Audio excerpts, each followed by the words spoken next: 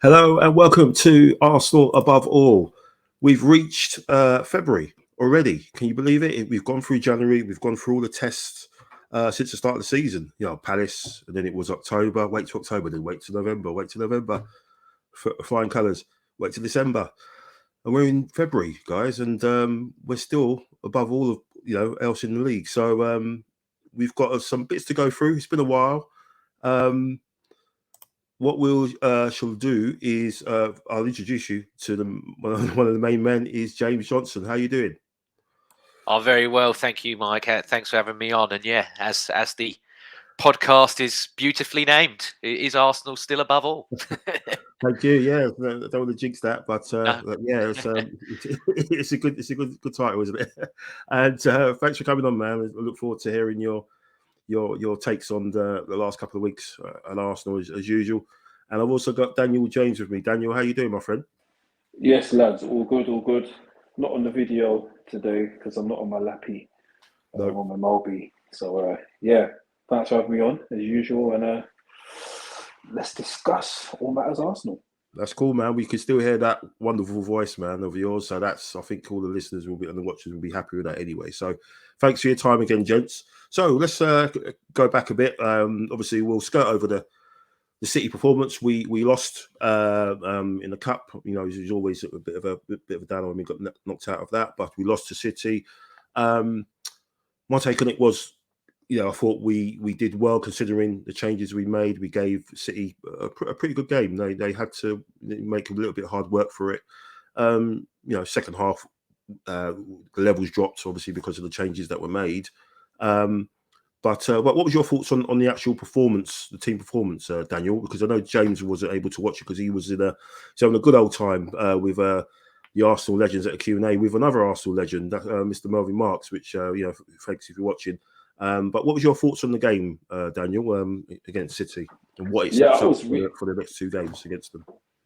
I was really impressed, actually. I thought that we went toe to toe, really. We showed them that we can go to their backyard and play ball. I know there's a lot of teams have a fear factor when they go down to the City ground, but yeah, I was really impressed with the way we set up, despite quite a few of the personnel not being regular starters. I was a bit worried at first when I saw Holding was going to be up against Haaland, but he didn't do too badly, to be fair. Yeah. I know obviously City away is always a hard game, but we've got to rotate the squad. We've got to give other players a chance to impress so they can push those in the first team. So I was impressed. Yeah, we lost a bit of control after Partey went off. Yeah. And ultimately City got it was a good finish from Ake.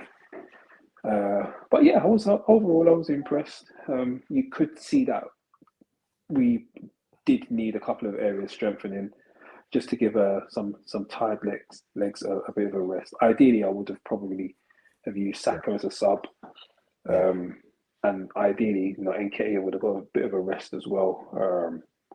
But other than that, I was quite impressed. I was quite impressed with Turner. He put in a good shift as well, I thought. So yeah, I mean, we lost, but not the end of the world. I think we've got far more important things to focus on with having quite a small squad with the league and the Europa League as well. So yeah, not all defeats are bad. We applied ourselves well. It's just there's things in it.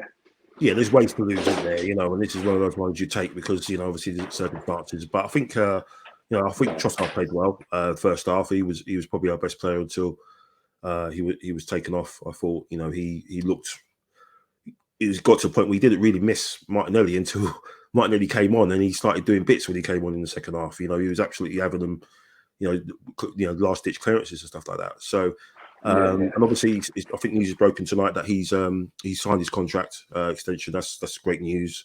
Obviously, we've got hopefully two more of the big boys to get over the line, Saliba and Saka. So we can hopefully he can pass the pen over to them and get them sorted out as well. But yeah, so I think it sets up the City game in 2 weeks pretty nicely. I think as long as we've got a full strength team out, I think we could get a good result. I'll be there, mate. I'll be doing the vlog, man. Looking forward to that. I'll be doing that with bated breath. Yeah, looking forward to that, mate. just hope that I'm sure it's going to be a good performance. The fact that we obviously the next 2 games we've got, obviously winnable games. If we can go there with the lead still, especially I'll bring you in, James. If we can go to that game with a lead, and the fact that it's a night game as well, and we know what the Emirates has been like. It's been obviously Daniel's been there to absolutely taste that atmosphere, but I can imagine that place is going to be absolutely.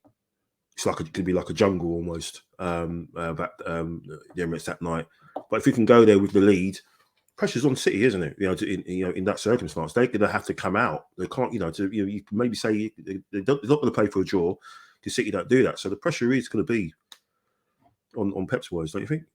Yeah, and if you look at it, we've got obviously we'll talk more about it later. We got the game this weekend, which arguably should be we're the massive favourites going into that one, all things considered what's going on, and then Man City this weekend play them lot up the road, and since they moved into the toilet bowl, Man City have still never scored at the toilet bowl yet. So if I don't like relying on them for anything, and I'm not expecting them to do us a favour, but if they did, then we could have an even more assailable lead than we do now over them.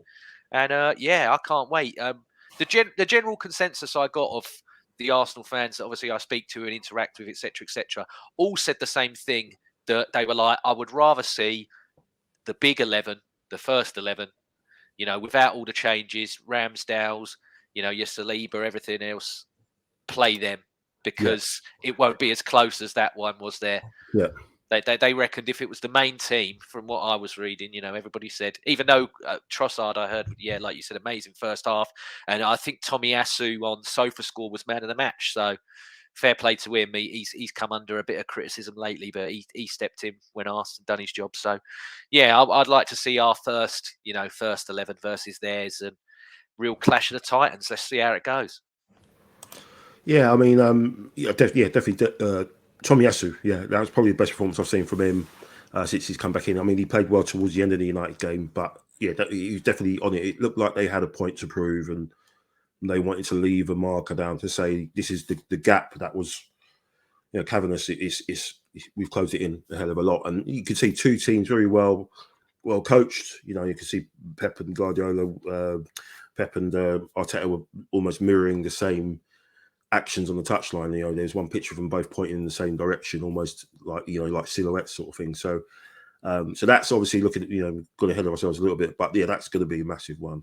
But obviously, what's going to obviously influence that has been our transfers and our activity in the window. I think at the start of it, talking to yourselves in this forum and also via WhatsApp and everything, I think we all thought we all hoped that there will be at least 2, or more, players coming through the door. We all kind of resigned ourselves almost to say maybe we're going to get 1 in. We definitely got to get 1 in. We ended up getting 3. We know who those 3 are. Obviously, the latest one is Jorginho. I'll ask you, Daniel. Do you think? Are you? Firstly, I'll ask James the same. Are you happy with the bodies that we've got in, as a 3? Obviously, we've got 3 out the door as well in terms of loans. But are you happy with what we've got in? Are you happy, or do you think that the squad is obviously in a lot better place now in terms, going into the running? Because we're talking about obviously Everton coming up, but we've not reached the point where we were last year, where the pressure did turn up, and we had to step up, and we didn't. Do you think these signings are going to aid us in that when we get to the last like 10 games of the season? And so what's your thoughts on the window generally? I'm happy with the signings. At first, I was getting a bit worried with our chase of Casado. I was getting a bit worried about the figures as well, if I'm honest with you. It's a lot of money for someone who's only really just breaking through in the top flight. I know a lot of people were talking about him, but if I'm honest with you, I was a bit concerned. From what I've seen of him, he looks good, but I think at this point of the season, I think we need a experienced, calm head, someone who's been there before, who's won stuff. So with that regard, signing Jorginho for me was a brilliant idea. He's not going to start every game, but he can come on the last 15, 20 minutes, half an hour. And if Partey or Xhaka does get an injury, he can easily step in. He's a winner. He's got winning mentality, won stuff internationally and at club level. And I just think it's a really shrewd and good signing. He's been good for Chelsea. He's good in pressure moments as well, penalties, all that kind of stuff. He can ping a ball left and right. Good signing for me. Good signing. Yeah. With the centre back, I like what I've seen of him. I've only seen the YouTube clips of him, but he looks strong, quick, got a good eye for a pass, and he's good at bringing the ball out. And with Trossard, we know what we've got there. A little magician, really. That could be like an Arshavin Mark II, man. Yeah, I mean, he had a great cameo against United, as we know, and again he performed really well. Lucky not to score against City. He had a good effort. The keeper did well to get to. But yeah, I mean, James, what are you thinking? I mean, yeah, we've had a few back and forths in terms of the numbers. We had obviously the episode with yourself and Steve in terms of your wish lists and everything, and you both said we would ideally like to get 2+ maybe to get in through the door. And again, we've got 3 in. But what's your overall feelings at the end of the window and us obviously going forward in where that sets us up into the summer? Yeah, so I've got to say, overall, I'm happy with what we've done. If you look at it, we look to get only 1 for an extortionate fee at one stage. Yeah. And I like the fact that as a club and as the hierarchy at that club at the moment has been doing, I do like that we did pivot. And we didn't pivot like we did last year, where we ended up with nothing. We went, let's plug the holes now and try and do that, relatively cheaply, which I think we've done compared to everyone, compared to our nearest London rivals. I think we've done it very cheaply indeed. But for me, I think all of them, Trossard, I was mentioning in the summer. I was like, if he's available, get him. I've liked him for a very, very long time.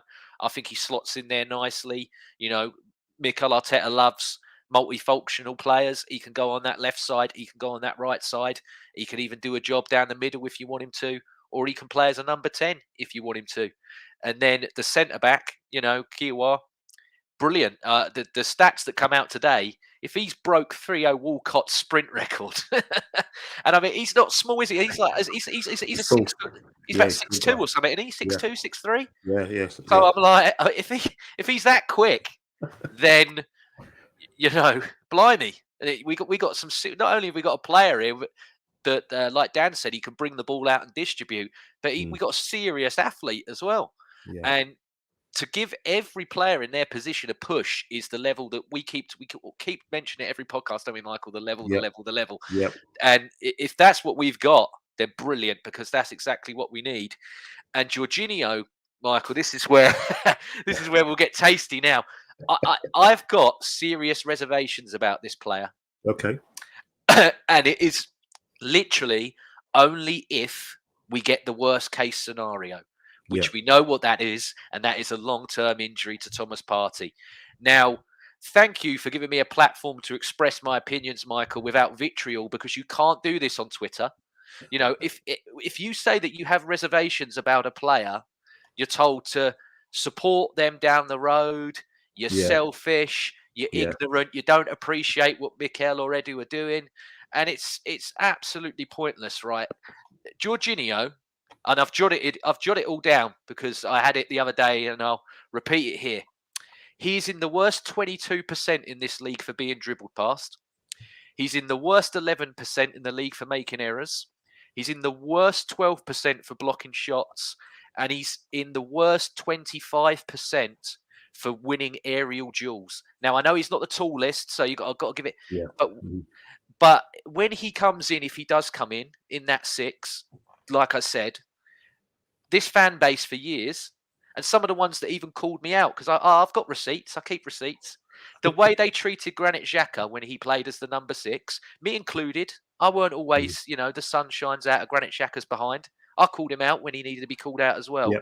But the way that he was treated and the vitriol he got, and now we're defending the signing and backing the signing as its genius of a less physically aware, a less mobile player. Yeah. Make it make sense. Yeah. Make it make sense. I mean, as if El Neni was not injured, this player would not be here. Yeah. And yet some are saying it's a master stroke. It's so clever. No, it is literally a case of warm body, and he's a brilliant warm body to have. Yeah. Like Daniel said, in terms of distributing and everything else, I just worry that if there is that long-term injury, we have to completely change our style of game that has been doing us so well this season. That high line that we play that allows players that before that we thought were cast-offs look absolutely amazing. That's going to have to withdraw 5 or 10 yards with him there because the mobility is the issue. Yeah, 100%. I totally get that. Yeah, in terms of duels and the physical side of things, he's pretty much down the list as you pretty much stated. The only thing I think, I say about Jorginho is, again, when you mentioned Xhaka and how, he just looks like he just didn't fit at the club because one, obviously the position that he was playing in, obviously he's had someone like Arteta look at it and differently and put him as the left-sided 8. Now, obviously, Jorginho is not going to be there any length of time, but if someone's going to look at it and maybe get him to plug in and do something, and look at things like in a different way, we know Arteta is capable of doing that because of what he's done with some of the players, namely Xhaka, in turning and seeing his game in a different way. So, I mean, it is short notice. I mean, you're looking at 19 games, really, because I'm just looking at the league games. Obviously, he's going to come in the Europa games as well. But you're absolutely right. In terms of if Anani was fit, we wouldn't be having this discussion possibly, about him coming in. It is a worry again that we went for 2 players and we didn't get one of them over the line. But when you look at it, so I read somewhere that Lokonga has more Premier League minutes played than Caicedo has. I mean, because remember, when he came in, they loaned him out. So for all the talent and the potential in the world, he is still a raw sort of, and again, it's that risk. It's not risk averse, is it? Like Mudryk was. Again, you pump all this money in, but like you said, James, in the past, we've got to get over that Pepe. That spectre. That any time that we're going to do a record bid, it's going to turn into another, flop or something like that. But I mean, I'm happy that we've got someone with experience in, like Jorginho, because he's coming in. It's the mentality of the squad that he's coming into. Now, we've had Chelsea players in the past, like Willian and David Luiz, to a certain extent. He blew hot and cold, didn't he? And Gallas and Czech. And the difference is, I think, the mentality of the squad that he's coming into is one who, it's a completely different squad. It's been totally rebuilt. There's more accountability. There's more responsibility of your, in terms of your actions. What you've got to step up and be counted. And it's nothing like the squads that those guys encountered before. So he's coming into that. So he needs to hit the ground running and show. And Thiago Silva said he's one of the leaders. He always talks. He always communicates. So if he passes some of that on, and then when we get to those games, the running, the last 10 games of the season, when we've got to go, we've got to go to Anfield, and then we've got to play City, and then all of a sudden, you might be 6 points away from winning the league, or you might be 8 points away from winning the league, and then you're playing against teams that normally you'll turn over in your sleep. You wouldn't have to worry about it, but all of a sudden you've got that on it. And he knows he knows what it's like to go to those games, whether that's playing in it or just talking people through it, in the dressing room. So I think he's a good signing in that regards. But the hope is that we won't need him in that key, games because someone's injured or whatever. I mean, it's we won't know until we see what he's like in the Arsenal shirt when he plays. I mean, I don't know what you think, Dan. Do you know what? I hear what you're saying, James, and that's some pretty shocking stats there. However, and I'm not defending him just because he's now an Arsenal player, but possibly could be due to the way this season how Chelsea are set up. Under Potter, there seems to be a real disorganisation, a real lack of cohesion. So a lot of his stats at the moment could be down to generally how the team are doing. It'd be interesting to see what everybody else's stats are to that regard. He's always been relied upon in seasons gone before. I'm more inclined to put his form this season down to Chelsea in general. 10th in the league, not playing well at all, not conceding a lot of goals, not scoring as much goals as they normally would. I'm happy to blame Chelsea as well, Dan. Yeah, that's very happy to do so. Yeah, but I hear you, and it's something that Arteta and the coaches are going to have to coach out of him straight away, and he's going to have to jump back into that winning mentality straight away. I do think there'll be a plan. They will know what his weaknesses are, so maybe it'd be a case of him kind of like playing like a bit of a quarterback, where he kind of sits at the base of the midfield and doesn't really go too far, like from just in front of the back four up to like just past the halfway line kind of position. There's definitely got to be a plan for how they're going to use him. But in all honesty, I don't think we're going to see him start the big important games anyway. If Xhaka and Partey are fit, them two are going to play all the time. As James said, the worst case scenario could come where Jorginho has to start. And do you know what? I've got faith in the coaches that they'll get a system of Jorginho playing well. And I think we will be okay. I hear what you're saying, Mike, about Casado. Not enough. He's got less minutes than the Congo, did you say, mate? Somewhere that, yeah, he's in the Premier League. He's had less minutes, but obviously he's played.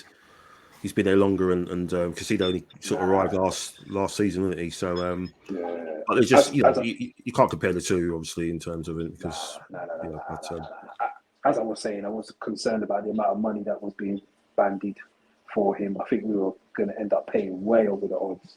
If we were going to get just a squad player to fill in, I would have rather of us gone for Onana from Everton. Big, tall, strong guy, goes into the tackles. Yeah. I would have rather something like that in the squad. But yeah, in terms of how things are shaping up and how we're going to use Jorginho, I expect to see him probably playing more of the Europa League games and to see him coming on to close out Premier League games. If he starts, James, then we just have to get on our hands and knees and hope that he's all right, mate. Maybe against the more pressing kind of teams that have really, really dynamic forwards, maybe he will struggle in those games. But maybe the games where the teams are going to sit back against us and we need a pass to unpick them, maybe those are the games we can possibly do well in. Yeah. And that for me is the biggest exciting part of the. I'm not completely against the signing. If people thought I was with my miniature rant that I put in there. Technically, we know this guy is sound. Like he's arguably one of the best in the league at it. And you know how we spoken about Thomas Partey, especially in that Brentford away game, of how much of like a metronome he was, and he just ticked and ticked and ticked from the first half all the way through. You know that Jorginho's got that quality. If what Atletico Madrid used to do so well to help preserve Thomas Partey was they'd give him 58 to 62 minutes. If they were 2-3-0 up, off he comes. Someone else goes in. That. If you're getting Jorginho doing 30 to 25 minute little cameos and he just ticks and ticks, and like you said, Dan finds a pass to someone and we score a goal from it, that's the part of me that I'm like, okay, if that's solely what he's going to be doing, then I can see this and I can back it. And Mikel Arteta, it's a Mikel Arteta signing. The PR's come out and said that he asked for this to be done. Yeah. The others were like, they had reservations, and he begged and went, no, I've wanted this player for a long time. So he knows if it goes bad, it's a big one on his head as well. So I think, like you said, Dan, he's going to find systems, he's going to find ways, and let's see how it goes. Yeah, it's definitely going to make for interesting viewing the last next couple of games. Obviously, the games we've got coming up, we've got Everton and and obviously Brentford at home. Yeah, winnable games. Obviously, setting us up for that City City clash, and then the 2 games away, obviously in the Midlands to Villa to meet our old friend Unai and Leicester City before going to Bournemouth, and then after that we've got the Europa League last 16 games, so we won't know who that is yet until next round's on next week. I was going to say something. You just mentioned Villa and Unai, and not forgetting Emi as well. But how has he gone from such a humble, kind of hardworking guy to an absolute? I can't even say. He's just acting like an idiot lately. Is it just me, or does everyone see the same? Maybe he was like that all the time. Maybe that's why he hadn't broken through, because he didn't have that, and why he was always loaned out. Because you got to remember, Arsene, he was under Arsene mainly, and Arsene is a guy that doesn't like anyone with confrontation or whatever, and he loaned him out left, right, and centre. I mean, I think he probably had opportunities to sell him, but seeing what Emi Martinez is like now, he's the kind of guy that probably like to brag that I'm an Arsenal player, rather than saying I'm a Reading player or I'm a whoever it is he went on loan to. And obviously winning the cup probably just exploded his ego, because people were saying, it was because of you we won it, it was because of you. So so he'll be up for it. There's people with a chip on their shoulder, and this guy's got the whole bag, hasn't he? Honestly, since the World Cup has finished, I mean, there was rumours that Emery didn't even want him there. He was playing the other keeper to start with. I know, obviously, he'd come back, but even when he was back, he was still playing the other one. But he's slowly come back in now, so we'll wait and see again. Yeah, because he wasn't. He would have been there, obviously, under him when he was, and he never gave him a chance either there, did he? So, but that's going to be an interesting one. I'm sure he'll be thinking about that game already. But just a quick look to just to doff the cap to a couple of kids who are doing the business abroad. Obviously, we've got this man who is Balogun, who is doing an absolute madness in France at the moment. He scored a hat-trick last night. What obviously not jinxing it, James, but we get to the Champions League. We're getting there. What are you doing with this guy? Are you looking at pre-season, seeing what the attitude is like, and are you taking in some bids room, because he's got a 4-year contract still, obviously, and obviously a few clubs have been earmarking him. I think the Milan clubs have, apparently. What do you do? Do you have him as squad depth, or do you look to get someone else in, with the money that you generate, or is it just a foregone conclusion? You have to keep him in the squad. For me, you've got to find a way to get all three of these strikers in. Him, Jesus, and Eddie. You got to find a way to keep them happy. I mean, thank God they've extended it to 5 subs, because that might be that might be the way. Yeah. And I think he knows, after he comes back from loan, if he works hard enough, he could be the first choice over Eddie to come on. He probably knows he's not going to start if Jesus obviously is still there, which I'm guessing he will be. I can't see why Jesus would want to leave. But you never know. He might have ambitions of his own. We're not normally a club to let a young player like that go if they've got ambitions of playing first team somewhere. And thank God that I think we've actually got quite smarter at what we're doing loan. Jack's been saying it for years. Got to get smarter with loaning our players. And I think we've done really, really well here, because regardless of if he stays, he's a better player than when he left. So he'll either be better for us, or if we are to sell him, he's going to fetch us a pretty penny. He's the top under 21 goal scorer in Europe now. So you can't knock that. Brilliant. And the goal against PSG the other night was incredible. Lovely goal. Round the keeper, finish, superb. Outstanding. I would keep him. I think again it's talking about levels, and you've got someone who, like Eddie, that's what they do. They score goals. You give them games and they will score goals. And I think, like you said, he's gone to France. He's playing games. Week in, week out. He's refining his craft. and we're seeing, the end result. I mean, Daniel, what would you do? Would you want to keep him in the squad, or you having a good look at him pre-season? And it's all about who the best man will get the chance, or do you someone puts in silly money for him? You think of taking that as well, or what? I've been following Balogun for a while. There's absolutely no way I'm interested in selling him. If I'm Arsenal Football Club, you got a talent like that. He's showing just about the same promise that Eddie was showing at that England under 21 level. As we know, Eddie's the record England under 21 goal scorer. Let's not forget that as well. But he has something different to Eddie, which is that he can operate outside the box. He could take players on, he could get past people. I think he's a fantastic talent. I think he needs a bit of perspective. We've got to understand that he's doing it in France, which is not the same quality as the Premier League. Shout out to Lacazette, by the way. He's on 12 goals, so there's only one behind Balogun.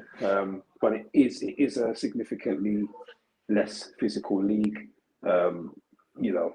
So he's got to keep that in perspective and understand that when he comes back, he's got to probably work twice as hard.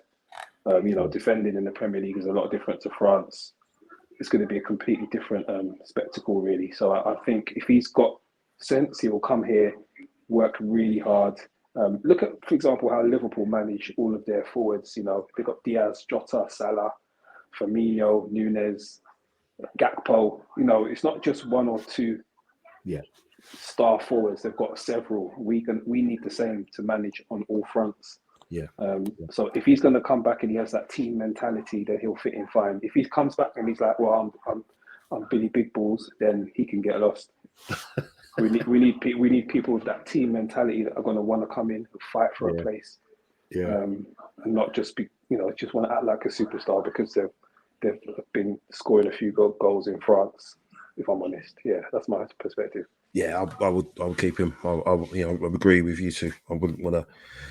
You're building, it's again that word levels. You've got to make sure that if someone comes out and has to do a job for 3 or 4 months or whatever, or however long it is, you're not going to worry about that person coming in as such. That they're going to, the level isn't going to drop as much. And I think if he's showing that what he's doing over there, when he comes over again, he'll be obviously a bit more experienced. And obviously, again, jinxing it. If we are Champions League football is just such a massive carrot for players, especially that generation, those young players. That's all they've watched, Champions League, and they want to be part of it. So I definitely would hang on to him, without question of doubt. And also this kid as well,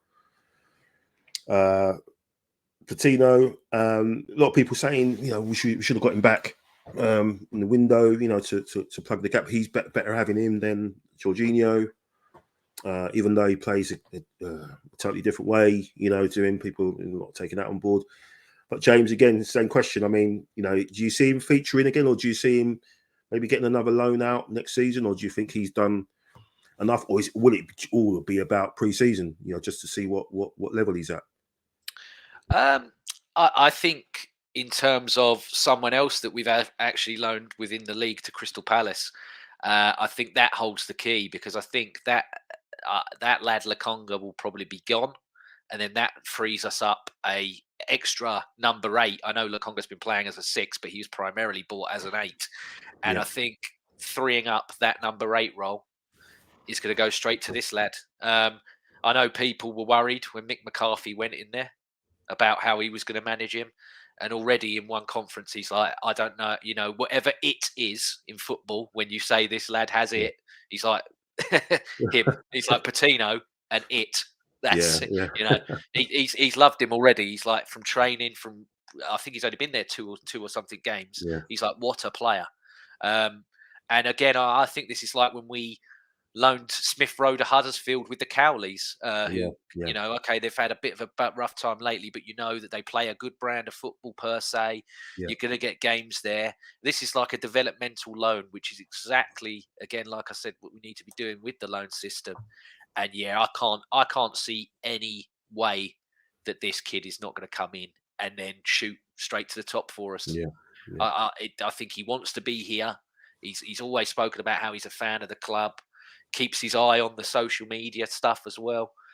So he knows, and I can't see a world in which we sell this kid right now. Anyway, maybe one day if he develops the way that I feel he is, and then we might have to sell because of someone comes in that's absolutely ridiculous.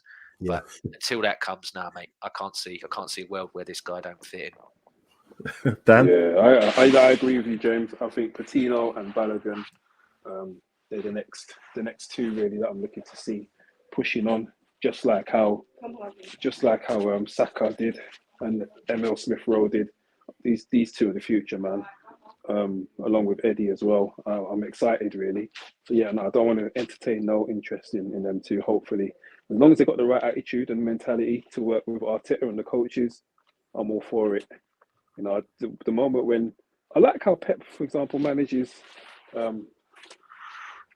What's his name? What's the Lewis. kid? Nah, the other one. He hardly plays, but he's such a fantastic player. Foden. Foden, yeah. I like how Pep manages him. To be honest, he doesn't let him play too much, but he lets him play enough. He keeps him fit, he keeps him sharp, keeps him thinking about things. I like how he's being managed. He's not being forced to play too much football, which we've seen sadly with the likes of like Wilshere and Theo. Playing too much football and they just end up just damaged really. So future looks bright in terms of that. Yeah, it does, man. Yeah, maybe Chelsea can take a leaf out of our book. I was just about to say, whilst we're bashing Chelsea, Dan, you make a great point there, and that's exactly what hopefully the club do, and what the club would be saying to these two players when they come back is, you two could be the next, Eddie, Smith Rowe, Saka, or you can go and you can be like Amari Hutchinson. Choice is yours. Choice is yours, and hopefully they make the right decision, and the club will make the right decision. 100%, yeah. So the future is bright. We've got some amazing talent. There's another kid, I can't remember his name, double-barreled name. What is his name? Is it Cozier Dub? Yeah, that's it. Yeah, he's meant to be something special as well. So there's a conveyor belt at the moment, and they're all rolling off it. Obviously, Nanreri as well. He's 16, man. Got to get him the sign. He's got to do it now because when he because they're going to be big boys after him. Yeah. So it's looking really, really good. So we'll finish with obviously the game at the weekend. We've got Everton with the new manager bounce, our old enemy Dyche. So it's going to be probably bruising game. He's people like. Hopefully that Godfrey's injured. I think he's injured at the moment, but I'm sure he'll want to be stamping around a few faces. And Tarkowski as well, and smashing into people, go through the back. If you saw the goal that they let in the other day against Everton, against West Ham, when Bowen scored, and Tarkowski, I'll probably pronounce his name wrong, he dived in twice on Antonio and didn't get anywhere near him on both occasions. Just shocking stuff, Championship player, man. Not even Championship, probably League One. But so what are you thinking, Dan? Everton away, 12:30 kickoff, early one. Seems like it's been ages, but what's your thoughts and what you thinking? No, they're getting smashed. They're getting smashed. Sean Dyche only knows how to play one way, and that is to get physical, to sit behind the ball, try and nick a goal from a set piece. Arsenal are not that weak team anymore. We very rarely concede from a set piece, number one. And number two, we've got the height and the physical strength with a lot of players to deal with these kind of aerial challenges and physical battles. The likes of Saliba, Gabriel, Partey, Xhaka. Do you know what I mean? They all put themselves about. Whereas before, we might not have had that level of physical kind of attributes to be able to deal with these kind of teams. Too many like diminutive players, but I think that's how Everton are going to play. They don't really have a goal threat. I don't know what's happened to the striker. Don't know what's happened to him, Calvert-Lewin. If he's fit or not. Yeah, I don't know what's happened to him. They've sold their best player to Everton, to Newcastle. Gordon. So I think we're going to smash him. I think it's going to be 2-0 or 3-1, maybe more. Take that. Yeah, I just think we're buzzing at the moment. The way we're playing, I just got so much confidence in the lads. Yeah, cool. I'll take that. Take that. Nice win to start the weekend. James, you drinking that Kool-Aid as well that Daniel's drinking, or? Oh, I feel so negative tonight. I feel like I've completely brought the tone down. I feel like I'm bringing the tone down. Oh, I'm so sorry. I just think, we haven't had a good record there per se over the years. And I remember when Eddie Howe, I think his first game when he was at Newcastle was us, wasn't it? And that was when Martinelli scored the screamer, the 2-0. And I think it's going to be another. It would definitely be a win. I can't see us losing, but I'd love to smash them. It'd be amazing. However, I think it's going to be a bit tight. I think the crowd are not impressed with owners, him, players. So, I know they went for the guy that chained themselves to the goal the other seat, but I think they might want to chain themselves to the goal to stop the game from being on themselves this time. Not a climate protester. I think just Everton fans. They might just daisy chain themselves in a line. But no, I'm gonna go for a 2-1 win. And yeah, I'm gonna back Trossard to score. He likes scoring up it. He likes scoring in Merseyside, so I'll back him. James, Cool.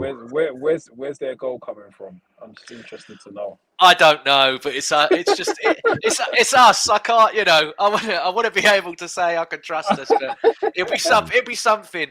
It'll be what's his name? It'll be Damari Gray. Like we'll skin like 7 of us and whip it from 40 yards again, like with his nose or something, with his leg. I think. Do you know what? Controversial, unpopular opinion, maybe. I'd actually back Trossard to start over Martinelli Saturday. I do think Martinelli needs a bit of a breather. I think he needs a bit of time. I just feel his performances have been good, but his level has dropped a little bit. I don't know why. Maybe because this is his first season of being used like every game as a regular. I'm not sure about how Saka is so consistent every game. Even if he's not scoring or assisting, he's just always a threat. With Martinelli, I was at the game, the last home game, and the fans were getting a little bit frustrated with him. Not in a horrible way, but they were encouraging him, saying, "Go on, Mark, go on, Gabby, go on, hit that right back, hit the right back, just attack him." So maybe he's a bit tired. I don't know. Yeah, I think he was trying against. So obviously he was up against Wan-Bissaka, wasn't he? And the thing with Wan-Bissaka, he's big. He's a big fullback. He's got his long range of legs. So you can't really get away from him. Because he just stretches those legs, and he did try at the start of that game. In the first half, the first 5 minutes, I think he was running him, and then but then I think in the second half, he was more a bit conservative. But yeah, I think Saka's game against City was probably the worst game I think I've seen him play in a long time. He hardly had a touch. He didn't get involved at all. Ake basically pocketed him. Basically, he was really, really poor compared to the game before when it was obviously United and what he did. But again, you've got the options. You can take one of the two out. You can play Trossard on the other side. So again, that's where that comes into. I think hopefully with the contracts. Go on. I don't know what that was about that City. I don't know what that was about the City game, because when I saw Ake was playing left back, I thought, right, he's going to get roasted because Ake doesn't seem to be the most dynamic and mobile. I've never really rated him. One thing with Ake, he does like to be on the front foot when he gets to duels like that, and that's all it was. I think when you're with Saka, you have to be on your front foot. He probably looked at the video, the tape of Shaw. And Shaw did the opposite. Shaw was just on his back foot all the time, and he got absolutely ruined. So any fullback in their right mind will just say, "Look, I'm just going to be on the front foot. This guy, as soon as he gets his first touch, I've just got to get in his space. I've just got to push him away, push him backwards." But Shaw wasn't doing that. He was backing off, and he got absolutely destroyed. So, maybe that's just something for him to think about. And maybe it could have been the way that the passes that the passes that Saka normally gets from White are passing away. There's something good article. So the way he gets the ball, he gets it in a way that he's straight away he's running towards the fullback. He doesn't receive the ball with his back to it. He receives the ball, so he's literally on a half turn. As soon as he gets it, he touches it and he's there. Maybe because Tomiyasu was the one doing that. Maybe that was another reason why he didn't have that much of a game. But who knows? But hopefully, he'll do the business Saturday, and I think we'll beat them. First 20 minutes, they'll be up for it. They'll be running through brick walls as they usually are. The fans will be up for it. But I think as long as we're in it, our quality should show at the end, and we should pull them apart. Like you said, Dan, it is a different Arsenal side. The way we're set up is completely different now. So well coached, and I just think we're going to have too much. For an Everton side that have been shocking, it's not, he's been there a few days, Daesh. He's not going to turn it. He's not a miracle worker. He's not going to turn it around in 3 or 4 days. But I think we turn them over, and then we go on to Brentford and hopefully get that win at home, and then get set up for that game against City. But we'll leave it there. I appreciate you guys' time again on a Thursday night. Getting the gag back together. Hopefully the Wu-Tang will assemble next week after the Everton game, and we can obviously talk about the bits and pieces of that. Thanks to Daniel James. Thanks to James Johnstone. Thank you, Mike. It's been a pleasure talking all things Arsenal. Cheers, let's hope we can just keep this thing rolling, man. And so far, we've gone to places where we've had sort of negative results last season, and we've turned it around. So Everton's one of those places that we need to do that to, and hopefully this is another one we can tick off and say, look, there you go, a nice cold dish of revenge on a Saturday afternoon. But yeah, hopefully you like the show. Like, share, and subscribe, please. Just nothing more to say. Like, come on, you guys. Let's do it. Let's keep rolling. 19 games to go. Let's do it. Yeah.